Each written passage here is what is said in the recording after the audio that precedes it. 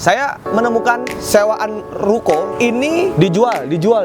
Orangnya maunya jual, nggak mau sewain. Boleh nggak Pak? Saya tes dulu selama 2 tahun. Kalau begitu 2 tahun udah bagus, pesan langsung saya beli Pak. Dengan cara komunikasi yang baik dan tepat, maka orang yaudah deh, coba dulu memilih properti yang bagus kira-kira untuk jadi bisnis di mana sih dan bagaimana cara mendapatkannya. Teman-teman harus perhatikan baik-baik ya, karena lokasi itu sangat-sangat menentukan untuk kita dilihat dan dipercaya oleh calon customer kita. Nah, yang paling penting adalah bukan berarti harganya murah, bukan, tetapi harga lokasi dan murahnya. Pertama, lokasi dulu karena aksesnya harus lebih strategis. Yang kedua, di sana apakah jalannya lebar, kemudian fasilitasnya seperti apa harus dicek. Karena kalau kita punya properti tapi lokasinya di pelosok, itu membuat kurangnya kepercayaan para investor kepada kita. Nah, tips bagaimana caranya kita berbisnis properti atau kita berbisnis di bidang dunia apapun gitu ya, dan mencari ruko sebagai tempat kantor kita, maka sebaiknya teman-teman mencari properti yang strategis. Kedua, ada nama lokasinya yang orang mungkin tahu gitu ya, sehingga itu dilihat di mata para investor, itu menjadi tempat yang sangat baik untuk menunjang bisnis kita. Nah, lalu kalau teman-teman misalkan contoh seperti ini, saya menemukan suatu properti atau tempat sewaan ruko gitu ya di daerah Gading Serpong. Ini orang kan melihat bahwa ini ada loh, dijual.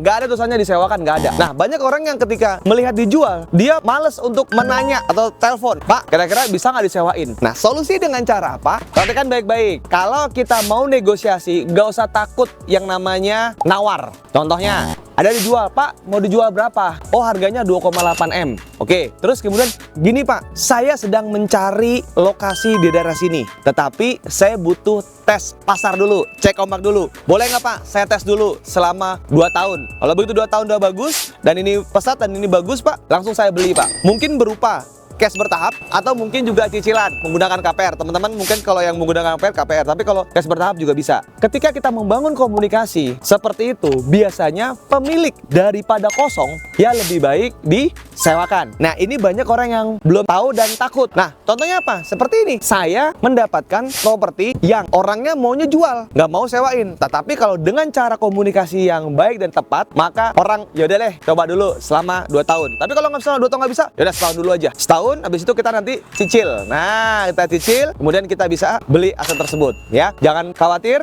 Yang penting adalah praktek dulu, lapor progresnya, itu akan bisa mendapatkan apa yang kita impikan. Semoga bermanfaat. Salam mantap.